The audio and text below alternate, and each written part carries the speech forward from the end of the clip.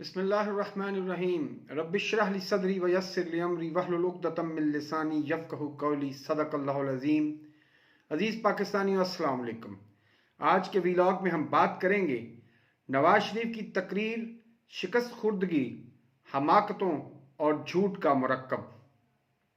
आखिर वो एजेंडा क्या है जिसके लिए नवाज शरीफ को बैनुल-अक़वामी इस्टेब्लिशमेंट पाकिस्तान में वापस लाई है, और अगर नवाज शरीफ के एजेंडे पर अमल दरामद हो गया तो फिर पाकिस्तान की एंड स्टेट क्या होगी। नाजरीन, कल पाकिस्तान की सियासी और जमहूरी तारीख का एक इंतहाई शर्मनाक और स्याह तरीन दिन था, जब रियासत के कारपरदाजों ने, पाकिस्तान की ब्यूरोक्रेसी ने और अदलिया में बैठे हुए उनके गुमाश्तों ने एक सजा याफ्ता मुजरिम को स्टेट प्रोटोकॉल दिया, वीवीआईपी प्रोटोकॉल दिया, और अदालतें चलकर एयरपोर्ट पर पहुंच गईं और मुजरिमों को गिरफ्तार करने के दावेदार कानून नाफिज करने वाले अदारों के सरबराहों ने एक सजा याफ्ता मुजरिम, एक भगोड़े और एक मफरूर को सैल्यूट किए, जो कि कौम के लिए एक शर्मनाक दिन था। बहरहाल, अपने सियासी एजेंडे को आगे बढ़ाने के लिए पीएमएलएन ने कल मीनार पाकिस्तान पर एक बड़ा जलसा मुनक्किद करने का बंदोबस्त किया था। 2 माह से पीएमएलएन मुख्तलिफ किस्म के बयानियों की मदद से, कभी कंजर नचाकर, कभी बिरयानियों की दावतें देकर, तो कभी 125 मोटरसाइकिलों के लारे लगाकर, और तो और सवाब के टोकरे और जन्नत की टिकट, यहां तक हर बयानिया आजमाया गया ताकि लोगों को मीनार पाकिस्तान के लिए लुभाया जा सके। मगर इस तमाम तर कोशिश के बावजूद और तमाम तर एजेंसियों की रिपोर्ट्स के मुताबिक 20,000 से ज्यादा लोग मीनार पाकिस्तान पर जमा ना हो सके, जिनमें से ज्यादातर लोग लाहौर से बाहर देहाती इलाकों से भेड़ बकरियों की तरह बसों में भरकर लाए गए थे। किसी को 2,000 रुपये दिहाड़ी दी गई, किसी को 2,500, तो कोई बहुत ज्यादा कीमत पर बिका तो वो 5,000 में आया। ऐसे में जब लोगों से पूछा गया कि वो यहाँ किस लिए आए हैं, तो उन्होंने कहा जी हम तो मेला अटेंड करने आए हैं, पैसे लेकर आए हैं, मौज मेला करेंगे, वोट मगर इमरान खान को देंगे। ये एक जलसागाह नहीं थी, बल्कि जिंदा चलती फिरती लाशों का एक गिरोह था। ना आवाम में जोश था, न जज्बा था। हाँ, स्टेज पर बहुत कुछ हो रहा था। बाप बेटी ने रोने के ऐसे ऐसे ड्रामे किए कि लगा कि बॉलीवुड, लॉलीवुड और हॉलीवुड में तो हम पता नहीं किन फनकारों को अवार्ड देते हैं। असल फनकार तो इस वक्त मीनार पाकिस्तान के स्टेज पर है। क्या क्या ड्रामे किए गए। वो बेटी जो एक हफ्ता पहले अपने बाप को लंदन में उन 4 फ्लैट्स में मिलके आई, जिनकी वो मालिक भी है, उसी बाप से गले लग के यूं रो रही थी जैसे 4 साल बाद मुलाकात हो रही हो। बहरहाल, किस्सा मुख्तसर, मियां साहब जब तकरीर करने आए तो लगा कि एक हारा हुआ जवारी तकरीर कर रहा है। वो शख्स जो आज से 35 दिन पहले जनरल बाजवा और जनरल फैज हमीद का एहतसाब करने का दावेदार था, जिसने ऐलान किया था कि वो साकिब निसार और जस्टिस बंदयाल और न जाने किस किस जज को उल्टा लटका देगा। लेकिन आज तो मियां साहब के रंग ढंग ही बदले हुए थे। लहजे में शिकस्त, लहजे में लाचारी, लहजे में बेचारगी, और इसके अलावा कुछ नहीं था। मियां साहब ने कुछ सवालात किए, कुछ गिले और शिकवे किए, और आखिर में सबसे बड़ी धमकी एस्टेब्लिशमेंट को यह दी कि अगर अब की बार आपने मुझे वजीर आजम बनाकर 5 साल पूरे ना करवाए तो फिर मैं इतना रोऊंगा कि हमारे रोने से एक सैलाब आएगा और आप उस सैलाब में बह जाए। हैरानकुन बात है कि मियां साहब ने बार बार पूछा कि मुझे आवाम से बार बार दूर क्यों ले जाया गया। अल्लाह के बंदे, 1999 में मुशर्रफ ने तुम्हें भेजा, और इसलिए भेजा कि तुमने उसके कत्ल का मंसूबा बनाया था। तुमने पाक फौज के सरबराह और 198 मुसाफिरों की जिंदगी को खतरे में डाला था, मगर तुम उसके बूट पॉलिश करके, उसके जूते पॉलिश करके तुम भाग गए। और फिर 2019 में ख्वाजा आसिफ के कहने के मुताबिक तुम्हें एस्टेब्लिशमेंट ने बाहर भिजवाया था, तुम्हारी झूठी मेडिकल रिपोर्ट्स की मदद से और जजेस की मदद से। फिर अवाम से क्या पूछते हो? अगर तुम में इतनी जुर्रत है, तुम में को थोड़ी सी गैरत है, अगर तुम किसी गैरतमंद माँ के बेटे हो तो फिर नाम लो कि तुम्हें किसी ने भेजा है। अवाम से क्या पूछते हो? अवाम तो मासूम है, भोले भाले हैं। अवाम से ऐसे सवालात करके तुम साबित क्या करना चाहते हो? अगर तुम में जुर्रत और हिम्मत है तो नाम लो, मर्द बनो। लेकिन मर्दानगी और नवाज शरीफ एक सिक्के के दो अलहदा अलहदा रुख हैं। एक मशरिक है तो दूसरा मगरिब है। इसके दौरान मियां साहब ने एक बड़ा ही अहम नुक्ता उठाया, जिस पर मैं आगे भी बात करूंगा। उन्होंने कहा कि हमें फौरी तौर पे भारत के साथ ताल्लुकात को बेहतर करना है, क्योंकि भारत के साथ ताल्लुकात को बेहतर किए बगैर पाकिस्तान तरक्की नहीं कर सकता। हो सकता है मोदी ने या जंदाल ने नवाज शरीफ को फोन करके बताया हो कि जैसे ही आप हमारे आगे घुटने टेकेंगे, हम इंशाल्लाह हिंदुस्तान से बहुत सारे कारखानों को लाकर, फैक्ट्रियों को लाकर पाकिस्तान में लगा देंगे और यूं पाकिस्तान में दूध और शहर की नहरें बहने लगेंगी। दर हकीकत ये मियां साहब का वो अजली ख्वाहिश है, हिंदुस्तान की गुलामी और मोदी की यारी, जिसको वो परवान चढ़ाने के लिए दर हकीकत पाकिस्तान आए हैं। मियां साहब इतना रो क्यों रहे थे और फिर रोने ही का क्यों उन्होंने धमकी दी? इसलिए कि मियां साहब जिस कदर इस वक्त लाचारी की हालत में हैं, जिस कदर वो यकीन दहानियां करा के आए हैं कि अब की बार वो अच्छे बच्चे की तरह बिहेव करेंगे, अब की बार वो बर्तन नहीं तोड़ेंगे, खिलौने नहीं तोड़ेंगे, अब की बार वो किसी के मुंह पर कालक नहीं मलेंगे, अब के बाद वो अदारों की करदार कुशी नहीं करेंगे, अब के बाद वो डॉन लीक्स नहीं करेंगे, इस दफा वो किसी फौजी सरबराह को गालियां नहीं निकालेंगे, इस बार वो फौज की इज्जत को सरे बाजार रुस्वा नहीं करेंगे, इस बार वो और उनकी बेटी ये जो दहशतगर्दी है इसके पीछे वर्दी है का नारा नहीं लगाएंगे। और यही वो रोना है जो उनके दिल से निकल रहा है, क्योंकि बुनियादी तौर पे नवाज शरीफ एक इंतहाई कमीना और कमजर्फ इंसान है। और मैं मिसाल दूंगा कि नवाज शरीफ दर हकीकत ऊंट का कीना रखता है, कभी माफ नहीं करता, कभी नहीं भूलता।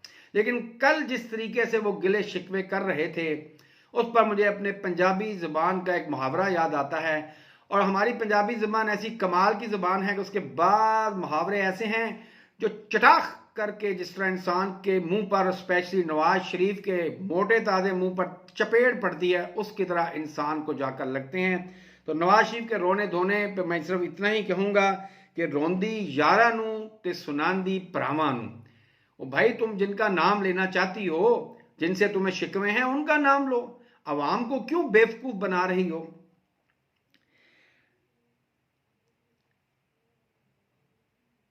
नवाज शरीफ ने एक और दावा किया कि जी मैंने एटम बम बनाया था। हैरत की बात है, अगर तो ये लोहारों का करने का काम होता तो हम मान लेते, अगर ये इंसानों के ज़मीरों का सौदा करने वाले का काम होता तो तब भी हम मान लेते, अगर एक कमीशन खोर और हराम खोर का काम होता तो हम तब भी मान लेते, अगर ये जजों को ब्रीफ केस भेजने वालों का काम होता तो तब भी मान लेते, और अगर ये आर्मी चीफ को BMW गाड़ी की चाबियां देने का वाले का काम होता तो हम मान लेते। अरे भाई, क्या डॉक्टर अब्दुल कदीर खान, डॉक्टर समर इकबाल मुबारकबंद और उनके साथ हजारों साइंसदान और कारकुनान और टेक्नीशियंस, क्या वो सब झक मार रहे थे कि ये कद्दू के सर वाला जाहिल इंसान दावा करता है कि एटम बम बनाया है? गौहर अयूब और चौधरी शुजात हुसैन, जो 1999-98 में इसके वुज़रा थे, उन्होंने अपनी किताबों में वाज़ेह तौर पर लिख दिया है कि नवाज शरीफ किसी भी सूरत में एटमी धमाके करने के लिए तैयार नहीं हो रहा था। जब इसको यह बताया गया कि तुम तैयार हो या ना हो, तुम राजी हो या ना हो, न्यूक्लियर धमाके तो होकर रहेंगे, तब इस शख्स ने अपनी डूबती हुई नाव को बचाने के लिए जाकर उस बटन पर सिर्फ अंगूठा रखा जिसकी मदद से न्यूक्लियर टेस्ट का इफ्तिताह हुआ। वो तो उस वक्त की पाक फौज की क़यादत, उस वक्त की एस्टैब्लिशमेंट, जुल्फकार अली भुट्टो, इसहाक खान, जनरल ज़ियाउल हक और पाकिस्तान के अजीम साइंसदानों की वो मेहनत थी, साल की एफर्ट थी कि उन्होंने 1986 में न्यूक्लियर बम को बना लिया था और इसका टेस्ट 1998 में किया गया।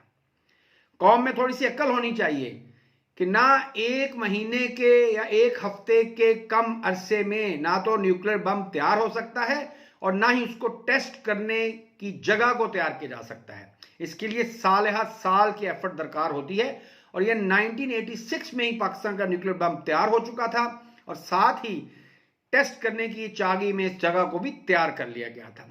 तो नवाज शरीफ पटवारियों जैसे घामड़ों को तो बेवकूफ बना सकते हैं, या हराम के पैसे पर पलने वालों और अपनी औलाद को हराम खिलाने वालों को तो बेवकूफ बना सकते हैं, लेकिन हलाल खाने वालों को और हलाल सोच रखने वालों को ये बेवकूफ नहीं बना सकते। बहरहाल नवाज शरीफ की इस तकरीर में कुछ नहीं था, ना इसराइल की मजम्मत थी और ना ही कश्मीर का कोई जिक्र था। यहां से मैं आज के दूसरे नुक्ते पर आता हूं कि आखिर नवाज शरीफ के लिए वो कौन सा एजेंडा तैयार किया गया है जिस पर अमल दरामद को यकीनी बनाने के लिए बैन अल-अक़वामी एस्टेब्लिशमेंट ने नवाज शरीफ को इतनी गारंटीज दी हैं।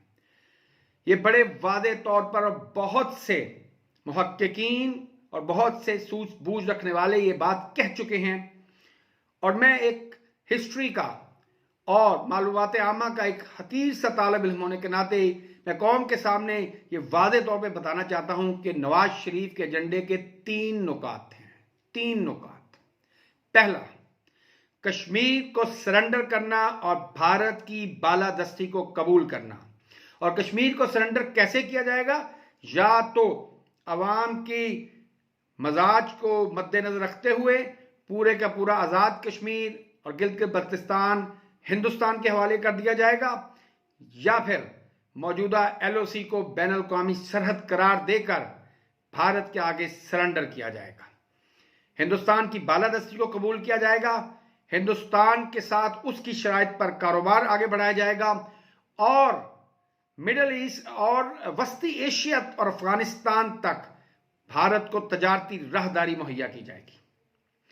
इस एजेंडे का दूसरा अहम नुक्ता पाकिस्तान की न्यूक्लियर और मिसाइल कैपेबिलिटी को खत्म करना होगा। मैं ये आपको वादे तौर पे बताना चाहता हूं कि अगर कौम ने और कौम के जो ताकतवर लोग हैं, जो वतन से मोहब्बत के दावेदार हैं, जिन्होंने इस वतन से वफादारी और उसके तहफ़्फ़ुज़ की कसम खाई है, हलफ उठाया है, अगर उन्होंने नवाज शरीफ के इस घिनौने एजेंडे को भांपते उसको ना रोका तो एक दिन हमें पता चलेगा कि पाकिस्तान एक एटमी ताकत नहीं रहा और पाकिस्तान के मिसाइल्स अब किसी भी मुल्क को निशाना बनाने की सलाहियत नहीं रखते। और ये याद रखिए, यही न्यूक्लियर बॉम्ब्स और मिसाइल ही पाकिस्तान के वो असल दांत हैं जिनसे दुनिया डरती है। और तीसरा और आखिरी नुक्ता, इसराइल को एक जायज रियासत के तौर पे तस्लीम करना। जी हां नाजरीन, ये हैं वो 3 नुकात, ये है वो एजेंडा जिसकी तकमील के लिए नवाज शरीफ को पाकिस्तान लाया गया है और इसीलिए दुनिया के ताकतवर और पाकिस्तान दुश्मन कुव्वतें इसके पीछे खड़ी हैं और इसको भरपूर किस्म की मदद दे रही हैं। और यही वजह है कि पाकिस्तान में अदलिया हो, ब्यूरोक्रेसी हो या जर्नलिस्ट हो, हर ताकतवर ग्रोह, वो लोग जो रियासत का सतून कहलाते थे, वो सब नवाज शरीफ को सहारा दे रहे हैं और उसको मजबूत कर रहे हैं। अल्लाह पाकिस्तान पर रहम फरमाए। अब सवाल ये पैदा होता है कि अगर नवाज शरीफ के इस एजेंडे पर अमल दरामद हो गया तो फिर क्या होगा? जी हां, पाकिस्तान की एंड स्टेट में 3 नुकात मैं आपको बताता हूं। सबसे पहले कि अगर हिंदुस्तान से दुश्मनी खत्म हो जाती है और हम हिंदुस्तान की बालादस्ती को तस्लीम कर लेते हैं तो फिर पाकिस्तानी इस्टेब्लिशमेंट के लिए अर्ज है कि फिर अगला नुक्ता नवाज शरीफ एंड कंपनी ये उठाएगी कि अब पाकिस्तान को एक बड़ी और ताकतवर फौज की कोई जरूरत नहीं। तो इसका मतलब है कि फौज की जरूरत नहीं तो फिर फौज को या खत्म कर दो या फौज को बहुत छोटा कर दो और कमजोर कर दो। दूसरा इसका एंड स्टेट ये होगी कि पाकिस्तान एक तुफैली रियासत बन जाएगा जो हिंदुस्तान और अमेरिका की बाज गुजार रियासत होगी जो उनके रहमो करम पर होगी और जो उनके अशारों पर चलेगी। और तीसरा नुक्ता जो सबसे खतरनाक और खौफनाक है, अगर पाकिस्तान की फौज खत्म हो गई, पाकिस्तान के पास न्यूक्लियर वेपन्स ना रहे और पाकिस्तान ने हिंदुस्तान की बालादस्ती को कबूल करके अपने ही वजूद की और दो कौमी नजरिए की नफी कर दी, तो फिर सवाल ये पैदा होगा और वतन दुश्मन कुव्वतों को ये कहने पर आजादी मिल जाएगी कि फिर पाकिस्तान के बाकी रहने का सवाल ही क्यों पैदा होता है, पाकिस्तान के बाकी रहने की जरूरत ही क्या है। मेरे मुंह में खाक, अल्लाह ताला ऐसा कभी ना करे, लेकिन हम सब जानते हैं कि पाकिस्तान के दुश्मन पाकिस्तान को नहीं चाहते। पाकिस्तान के दुश्मनों के हलक का सबसे बड़ा कांटा पाकिस्तान है। इंशाल्लाह आने वाले वीलॉग्स में मजीद बात करेंगे। अल्लाह पाकिस्तान का और आप सबका हामी नासिर हो। पाकिस्तान जिंदाबाद, पाकिस्तानी कौम पाइंदाबाद। शुक्रिया वस्सलाम।